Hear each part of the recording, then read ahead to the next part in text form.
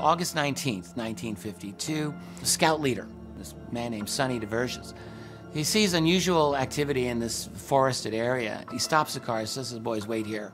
So he had 3 scouts with him from ages 10 to 12, Bobby Ruffing, David Rowan, and Chuck Stevens. He gets a machete and a flashlight, and he goes into these woods.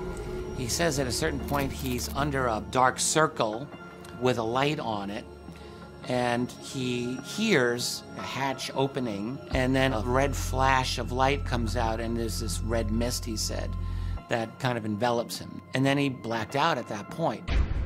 The boys can't see what's happening to him. They run out and try to get help, eventually getting law enforcement to come in and take a look. But Diverges apparently was out for quite some time, and then comes to, and he's got these burns on his body, and has this story, and that's when people wondered, like, well, do we believe this guy or not? Remember, the Air Force was very skeptical of landings. If it didn't fly, and if it was seen on the ground, they suspected a psychological case or a hoax. Captain Edward Ruppelt, who went down physically to investigate this case, spoke to Diverges, wasn't impressed by Diverges at all, but admitted that he was baffled by the nature of this evidence. He didn't know what to make of it.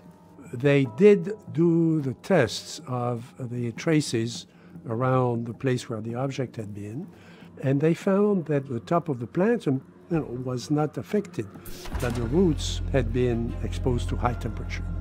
And that was an indication that there was some physical effect that was not understood that took place there.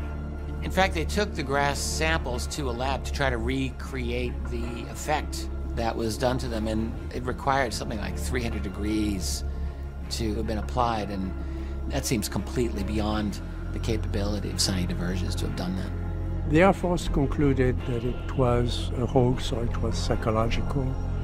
In retrospect, I think even Ruppelt was impressed with the fact that there were physical effects that had not been explained.